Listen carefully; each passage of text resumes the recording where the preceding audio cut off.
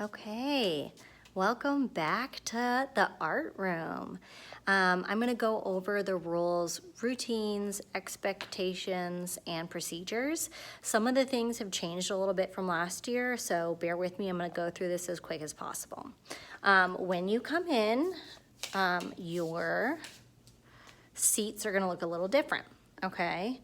So the tables are both color-coded and numbered. So the red table with the red tape is table 1.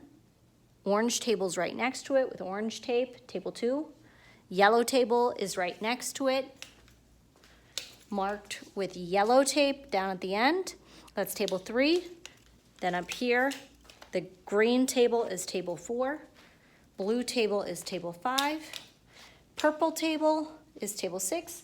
And the big table in the back is table 7.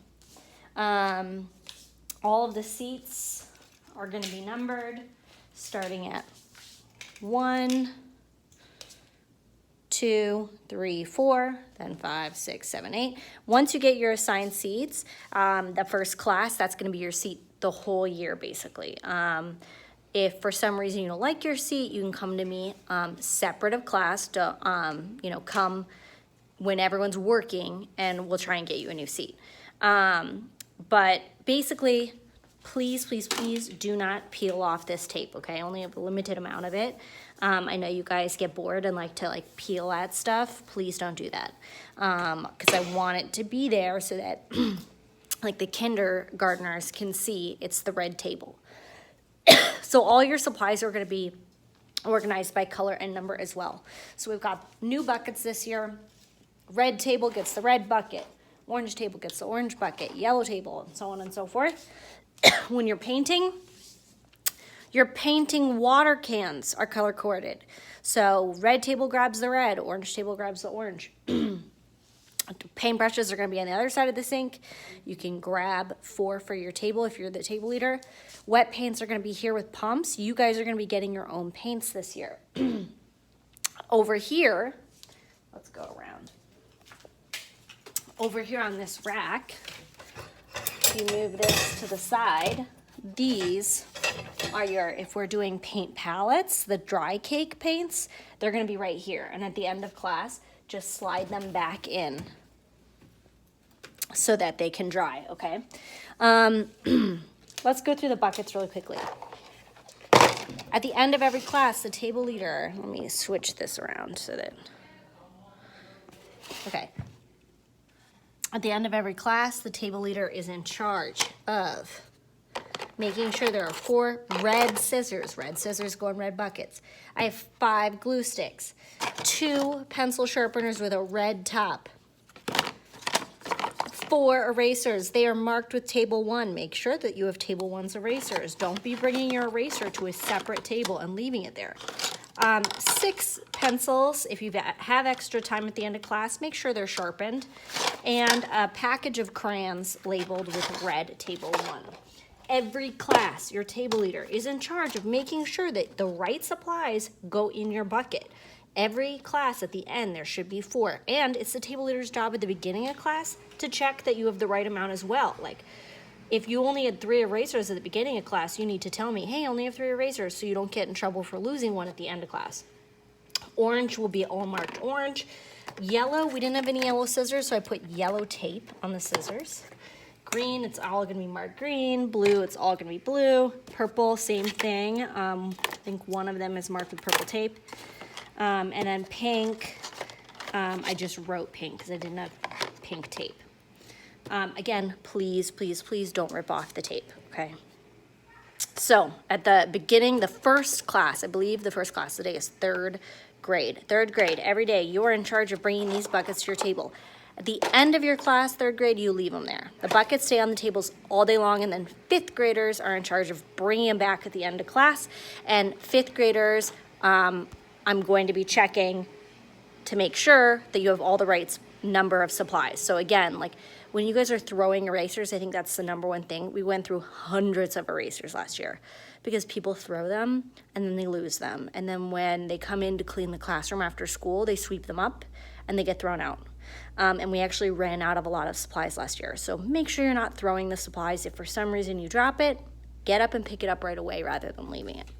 Okay, art cart. The art cart's the same. Again, I marked them. So now don't just grab any box of crayons. Grab the box of crayons with your table number on it. Crayons are in gray boxes. Colored pencils are in green boxes. Markers we rarely use, so you can, they're numbered. They don't have the color-coded tape. They're in the blue. Rulers are on the second shelf. And then whenever we have a free paint, this is the paint you can use. So if you get done early and I say, oh, you can free paint, you're not going to be using the paint back here. You're going to be using this paint. There's watercolor and dry tempered cakes, and that's what you can use for free paint days. Okay, there are some trays back here that we'll be using to bring supplies over when we need it. Let's see, up on the board, rules. These are the top 5 rules of art. No blurting when Miss Leo's talking. That's number 1. No interrupting. Raise your hand. That's number 2. Raise your hand always. Number 3, no scribbling. That goes for any project. Scribbling is ugly. It doesn't ever look good. I know it's faster, but the goal is not to get done faster. The goal is to have the prettiest artwork possible. And I would rather have unfinished pieces that look really good. And I've actually taken some unfinished pieces to the art show over pieces that are done, because even though they were unfinished, they look great and the person took their time, rather than finished work that's scribbled. Draw light until you've got it right. This is so important. So many of you guys draw really, really dark. You love holding that pencil and pressing down, and then it's impossible to erase. Draw it super light. Once it's right, go back over it dark, or ask for a Sharpie and outline it in Sharpie. And then go slow, try hard, have fun. I mean, that's the most important thing. Art should be a fun class. And if we follow these rules, then you get rewards. Remember last year we did the emoji point key. We're going to do the same thing this year. 10 points of stickers. 25 dojo points, you get coloring sheets. 50 dojo points, you get to sit with friends day. You can sit wherever you want. 75 is a free draw day. 100 points is a free dry day with paint. 150 is a free dry day outside. And I'm going to add some extra things. I have these chalkboard door covers, so graffitiing my door could be another one. You guys maybe get to do the decor on the door. Last year we had slime. I'm not sure if we'll do that again, but I would love ideas for any big rewards. Also watching Bob Ross can be a reward as well.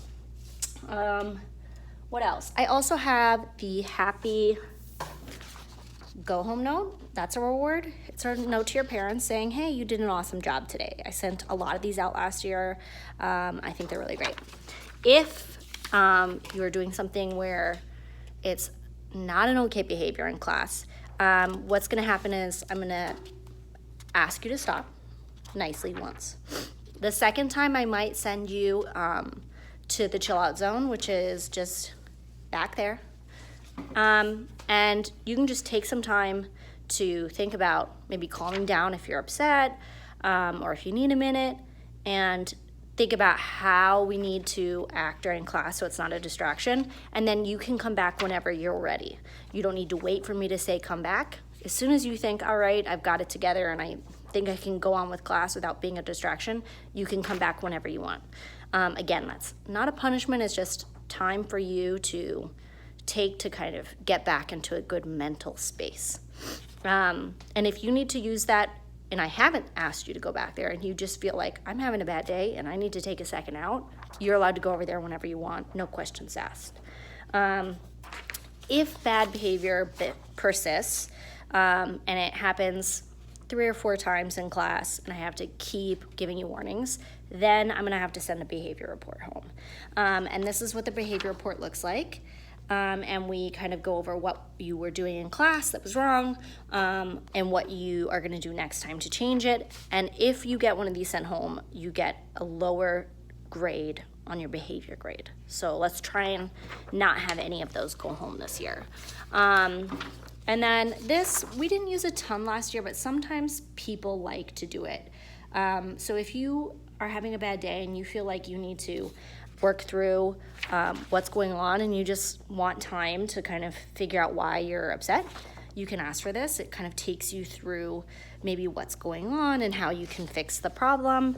Or you can always just say, hey, I'm having a bad day. Can I have a piece of scratch paper and kind of go back and draw my feelings and doodle, and then come back when you're ready. You can do that as well. Okay, champs. Go through this super fast.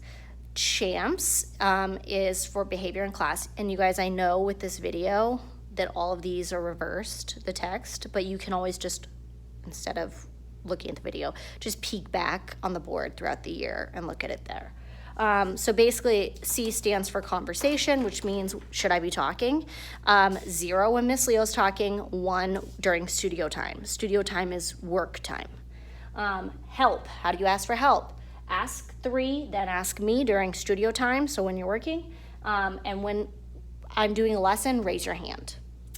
Activity, whenever you need to know what we're doing, look at the board right here. It will be listed in those areas. And normally I'll hang an example of the work down here. Movement, are you allowed to be moving around? While I'm talking, no, you're not. If you need to blow your nose while I'm doing my lesson, obviously if it's an emergency, get up, get a Kleenex.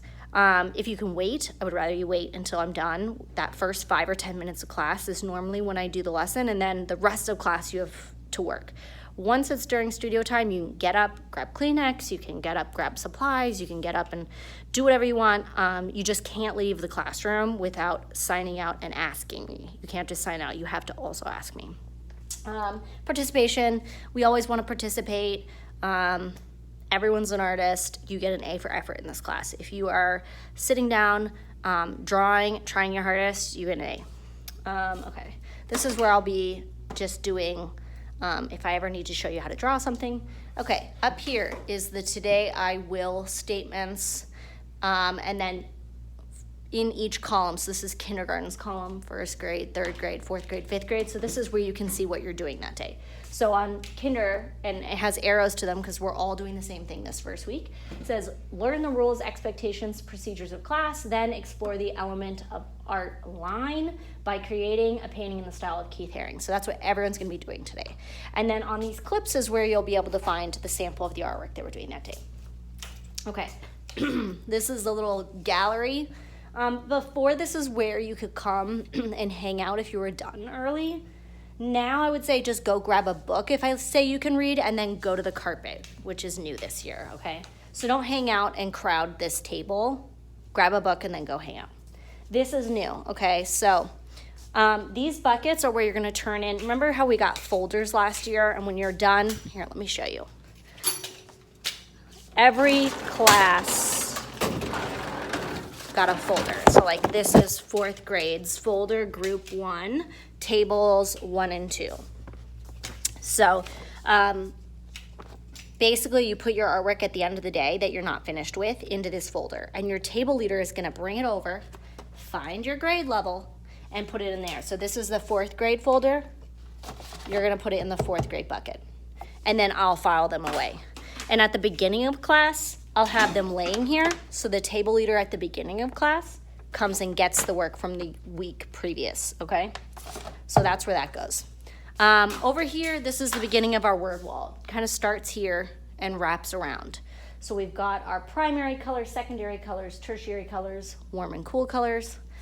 We've got our elements of art, our principles of design. We've got shapes, lines, the color wheel, all different shapes, how to glue, how to color correctly. So if there's ever anything we're talking about and you don't know, come and look at this wall. It will be on here. This is the rug. We're gonna be watching our lessons on the rug, or if we have videos or anything, they will be done here. Table leaders. Now I know if you're sitting over here, it's really hard to see table leaders, so just make sure that as you're walking in, checking this to see what table numbers are table leaders that day. So table leaders, for those of you who weren't here last year, are my helpers for the day. So every table has someone who's in charge of helping. They're the people getting supplies, they're the people cleaning up at the end of class, and they're the ones responsible for keeping your table at a voice level 1. And they're also allowed to delegate, which means to give you jobs. So if you're at the table and you're not the table leader, and they say, hey, help me with this, you got to listen to your table leader, okay? Don't make them do all of it. If they're asking for help, you can help them. Okay, so the first week, it's going to be table 1. Red table is seat number 1, table 2, 5. So you look here, find your number, and that's your table leader. Okay, here is another little word wall thing, Roy G. Biv, which we're going to go over when we learn color. Growth mindset. This is just about how you can think. I know a lot of you guys get frustrated, feeling like your art isn't great. This is just a better way to think about it, which is that this is art and we're learning and it's not going to be perfect. And some of the best art in the world isn't perfect because we're not computers, right? That's what makes it art, is that it's personal. Here's a little, not necessarily rules, but just something to keep in mind. The attitude is everything. We're going to respect each other. We're going to take care of our supplies. We're going to use inside voices. We're going to stay on task. And we're going to turn any mistakes into masterpieces. This is one of my favorite posters in the room. This is what to do if you have a mistake. I constantly am looking at this. When I'm making mistakes, I make mistakes with almost every project we do. The key is drawing light, so you can erase. But if you can't erase, there are a number of other things you can do. Here's where I'm going to be hanging student work throughout the year. I'll be changing it out. So here's the bathroom log. When you need to go to the bathroom, sign out your name, the time that you left, and then put a check mark when you come back, okay? What else? I think that's it. For cleanup, you guys kind of know the drill. Sponges are here, 1 sponge per table leader to wash your table. Make sure that you're kind of wiping this down, table leaders. The empty water cans get returned here. Brushes, when they're done, get put here, and I'll put them back, so just make sure you always lay them to dry. And everything goes back to the cart. But as far as these buckets, they stay on the desk all class long. And I think that's it. If you guys have any questions, just let me know.